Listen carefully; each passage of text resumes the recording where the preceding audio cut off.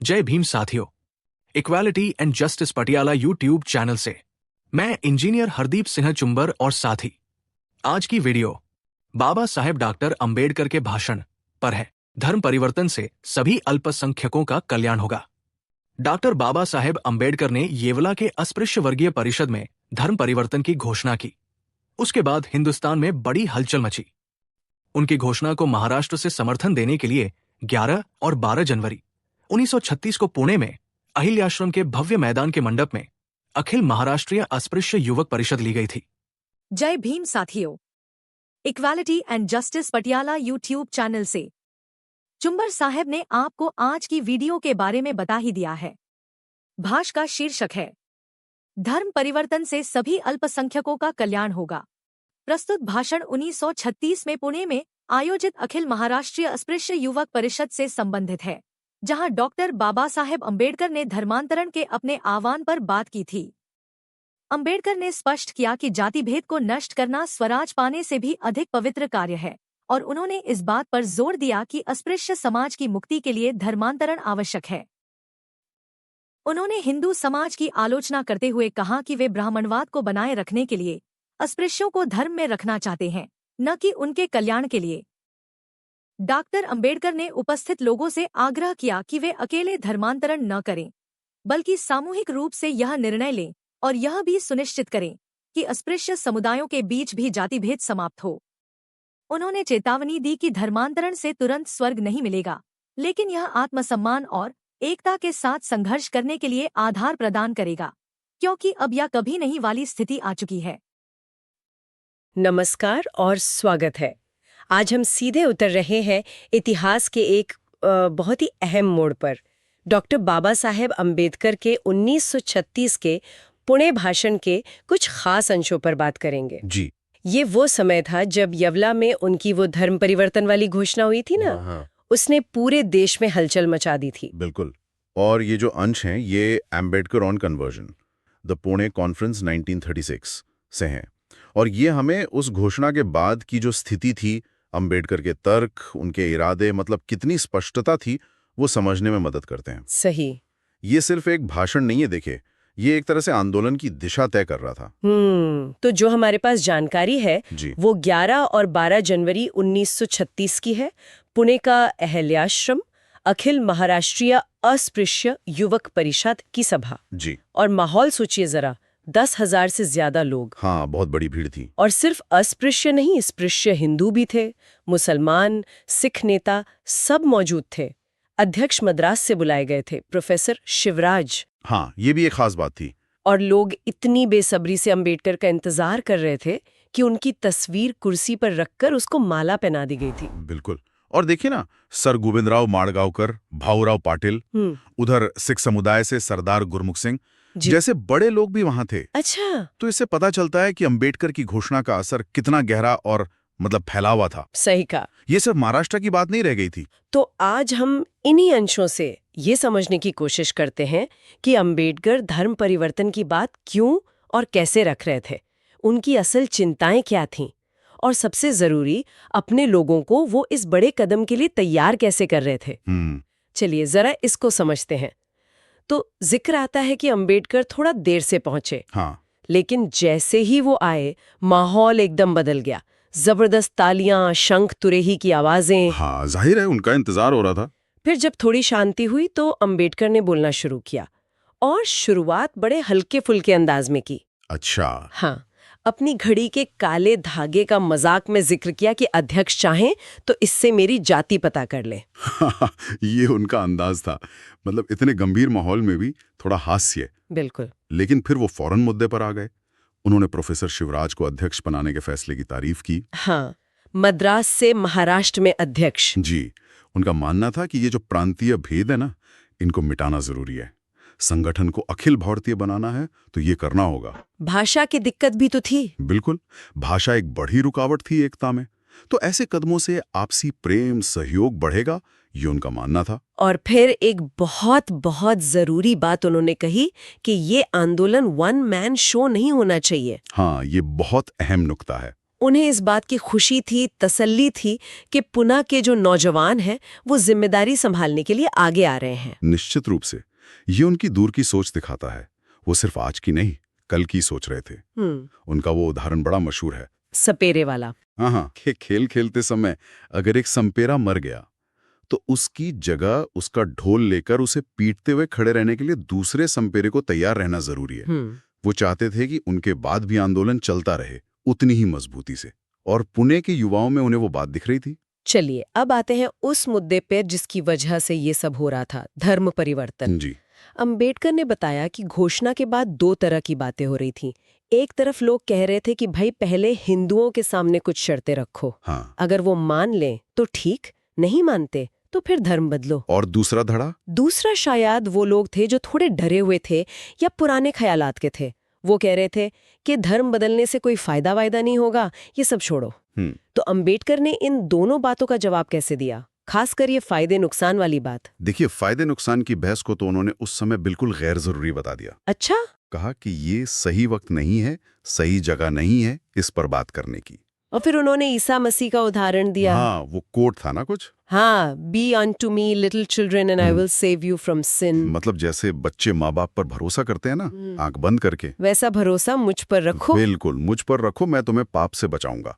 मतलब उनका संदेश साफ था, अभी विश्वास करो, इरादा पक्का रखो, फायदे नुकसान की चिंता बाद में करना। ये एक तरह से नेतृत्व पर भरोसे की पुकार थी। हाँ, बिल्कुल। और वो लोग जो शर्तें रखने की बात कर रहे थे, उनका क्या? अंबेडकर ने ये क्यों नहीं माना कि चलो एक आखिरी कोशिश कर लेते हैं? यहाँ अंबेडकर बहुत साफ थे, बहुत दृढ़। उन्होंने कहा शर्तें तो मैंने तय कर ली हैं, लेकिन वो कोई रुपए पैसे या रोटी कपड़े की शर्तें नहीं हैं, वो उससे भी भारी हैं। क्या थी वो शर्तें, बताया उन्होंने? नहीं, उनका खुलासा नहीं किया उस भाषण में, पर ये जरूर कहा कि उन्हें पूरा यकीन है कि हिंदू समाज, खासकर जो उसका नेतृत्व है, वो इन शर्तों को कभी मानेगा ही नहीं। पर ऐसा क्यों? इतना पक्का यकीन क्यों था उन्हें? उनका विश्लेषण हिंदू समाज के ढांचे और खासकर जो पढ़ा लिखा वर्ग था, मतलब ब्राह्मण वर्ग, उसकी मानसिकता पर टिका था। उन्होंने कहा कि देखो, किसी भी समाज का भविष्य उसके पढ़े लिखे लोगों पर होता है। सही बात है। हिंदू समाज में ये जिम्मेदारी मुख्य रूप से ब्राह्मणों की है, लेकिन उनकी सोच ऐसी है कि अगर देश का भला किसी ऐसे काम से हो जिससे उनके ब्राह्मणत्व को, उनके वर्चस्व को, हाँ, उनके जातीय वर्चस्व, उनकी श्रेष्ठता के भाव को जरा भी ठेस पहुंचे, तो वो देश के हित को भी कुर्बान कर देंगे। वो अपने समूह का हित सबसे ऊपर रखते हैं। तो ऐसे लोगों से आप बराबरी और न्याय की उम्मीद कैसे कर सकते हैं? शर्तें मनवाने की उम्मीद बेकार है। तो ये सिर्फ ब्राह्मणों की आलोचना नहीं थी? नहीं, ये तो पूरे हिंदू सामाजिक नेतृत्व की जो बनावट है, उसकी जो प्राथमिकताएं हैं, उस पर सवाल था। बिल्कुल सही। ये गहरी सामाजिक राजनीतिक आलोचना थी, और इसी बात को समझाने के लिए उन्होंने फिर वो भगवान बुद्ध की कहानी सुनाई। हाँ, वो निवापसूत वाली। जी, कि राजा जंगल में हिरणों को बड़े प्यार से रखता है, चारा डालता है। लेकिन क्यों? इसीलिए कि जब मौका मिले आसानी से उनका शिकार कर ले। समझ गई। तो ये कहानी एक तरह से दिखावे के संरक्षण के पीछे जो असल नियंत्रण की मंशा होती है, उसको उजागर कर रही थी। बिल्कुल। अंबेडकर यही कह रहे थे कि अगर अस्पृश्य हिंदू कुछ रियायतें देंगे भी, तो वो अस्पृश्यों के भले के लिए नहीं, बल्कि उन्हें अपने काबू में रखने के लिए है। अपनी गुलामी में रखने के लिए। ठीक यही बात। और यही तर्क उन्होंने महात्मा गांधी के उस 9 लाख रुपए वाले फंड पर भी लगाया, जो हरिजन सेवक संघ के लिए जमा हुआ था। अच्छा, उस पर भी? हाँ, उन्होंने कहा ये पैसा अस्पृश्यों की भलाई के लिए नहीं है, ये उन्हें कांग्रेस से बांध कर रखने के लिए है, ताकि वो कांग्रेस पे निर्भर रहें। हाँ, उनकी दया पर रहें, हमेशा उनके एहसान तले दबे रहें, उनकी गुलामी करते रहें। ये बहुत बहुत तीखी बात थी। इससे उनके इरादे की सख्ती का पता चलता है।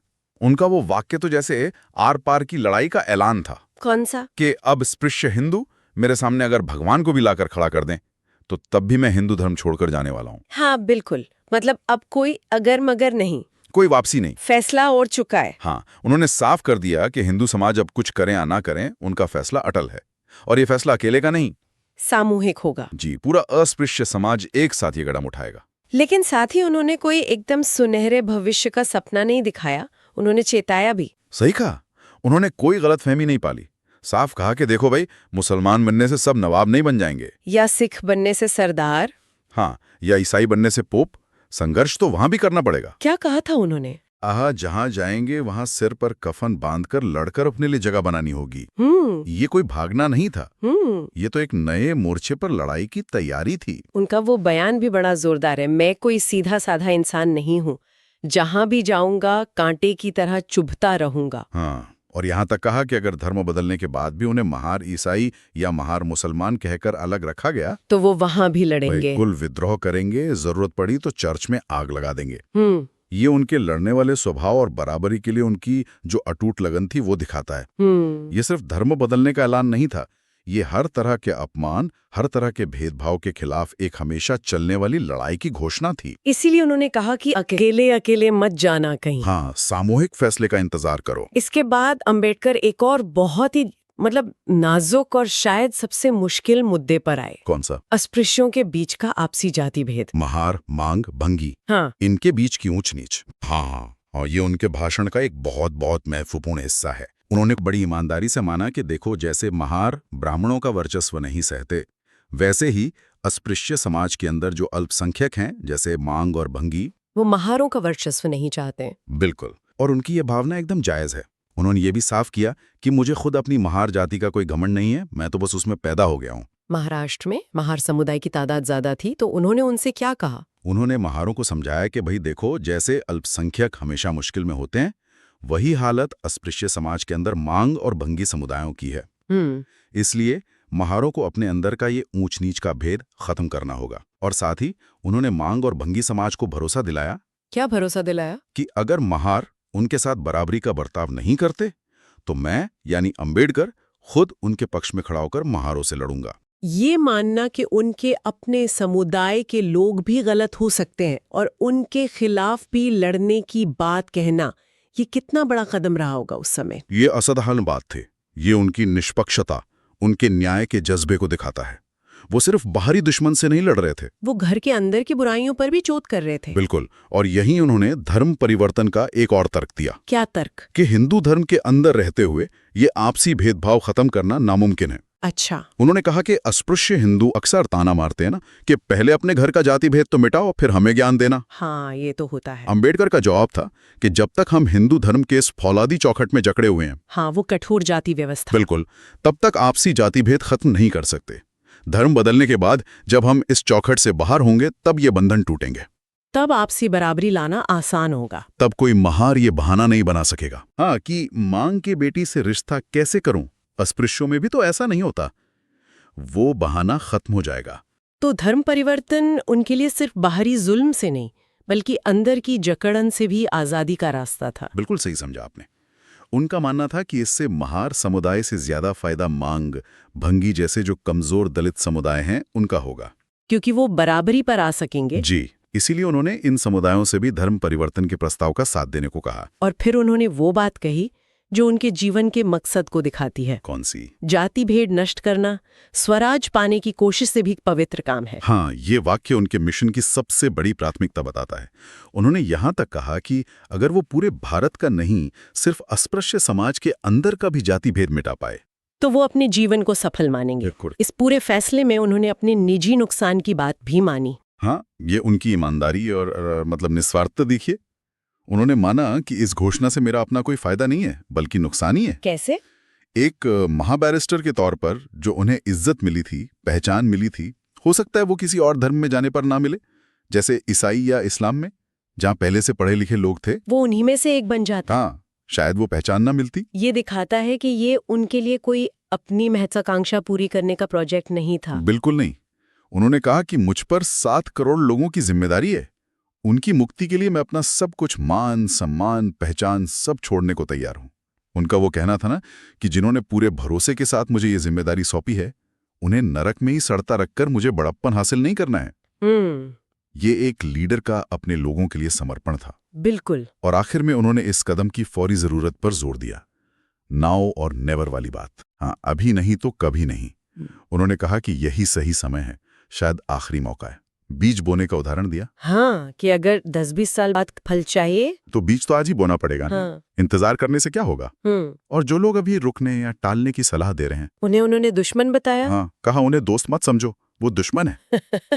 टालम टोल करने वालों को दुश्मन कहना, ये उनकी उस गहरी अर्जेंसी, उस पक्के इरादे को दिखाता है कि बस अब और इंतजार नहीं। निश्चित रूप से ये उस तात्कालिकता को दिखाता है जो वो महसूस कर रहे थे।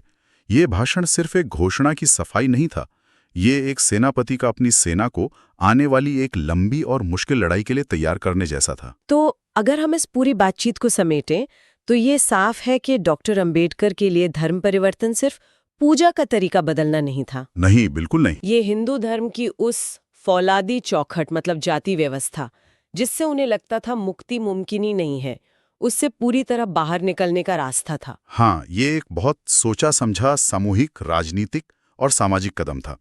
वो लोगों को सिर्फ जज्बाती तौर पर नहीं बल्कि दिमागी और रणनीतिक तौर पर भी तैयार कर रहे थे, आने वाले संघर्षों के लिए। हाँ, आपसी एकता बनाए रखने के लिए, और सबसे जरूरी अस्पृश्य समाज के अंदर जो सुधार जरूरी थे उनके लिए। ये भी साफ है कि ये फैसला कोई जल्दबाजी या भावुकता में नहीं लिया गया। नहीं, इसके पीछे एक गहरी सामाजिक राजनीतिक रणनीति थी, उसमें निजी त्याग की तैयारी भी थी और भविष्य की चुनौतियों का अंदाजा भी था। बिल्कुल। उनका मानना था कि हिंदू धर्म के दायरे से बाहर निकलकर ही शायद अस्पृश्यों के बीच की ऊंच नीच को खत्म करने का एक असली मौका मिलेगा। और उनका वो अभी नहीं तो कभी नहीं वाला जो रवैया था, वो दिखाता है कि वो इस मौके को गंवाना नहीं चाहते थे। अंबेडकर ने कहा कि भविष्य में फल पाने के लिए बीज आज बोने होंगे। ये जो सोच है कि बड़े सामाजिक बदलावों के लिए एक साफ दूर की नज़र और उस पर फौरन अमल करने का हौसला चाहिए होता है, ये आज के समय में किसी भी तरह के बदलाव की पहल करने वालों के लिए क्या मायने रखती है? ये आज भी उतना ही बल्कि शायद ज्यादा मौजूद सवाल है। ये हमें याद दिलाता है कि सामाजिक न्याय हो या कोई भी बड़ा बदलाव, उसकी लड़ाई अक्सर लंबी होती है, कई पीढ़ियों तक चलती है, लेकिन उसकी नींव रखने के लिए ऐसे ही निर्णायक, हिम्मत वाले और कभी-कभी विवादास्पद लगने वाले कदम उठाने पड़ते हैं, जिनका असर शायद तुरंत न दिखे। हाँ, शायद तुरंत न दिखे, पर वो भविष्य की दिशा तय करते हैं। ये हमें आज में सक्रिय होने और कल के लिए जमीन तैयार करने की जिम्मेदारी का एहसास कराता है। इसी विचार के साथ आज की यह बातचीत यहीं खत्म करते हैं। उम्मीद है 1936 के पूना सम्मेलन के इन अंशों के जरिए आपको डॉक्टर अंबेडकर के विचारों की गहराई और उस ऐतिहासिक पल की गंभीरता को समझने में मदद मिली होगी। जी, अगली बार फिर मिलेंगे एक नए विषय के साथ। धन्यवाद साथियों, आपने वीडियो पूरा सुना। उम्मीद है आपकी जानकारी बढ़ी होगी। इसके आगे के और वीडियो में बात करेंगे। आप equality and justice Patiala YouTube channel के साथ जुड़े रहें। अगर आपको पसंद आए तो कृपया इसे लाइक, शेयर और कमेंट करें। हम रोजाना नॉलेज ऑफ कॉन्स्टिट्यूशन, संविधान का ज्ञान और बाबा साहेब के भाषणों पर वीडियो बनाकर चर्चा करते हैं। अगर चाहते हैं कि आपके भाई, बहन और मित्रों को भी संविधान का ज्ञान और बाबा साहेब के भाषणों का ज्ञान हो, तो कृपया इस वीडियो को उनके साथ साझा जरूर करें। आपके पास वीडियो पहुंचती रहे तो आप चैनल को सब्सक्राइब जरूर करें। अब हमें अनुमति दें। जय भीम, जय भारत, जय संविधान। Please take care your own self.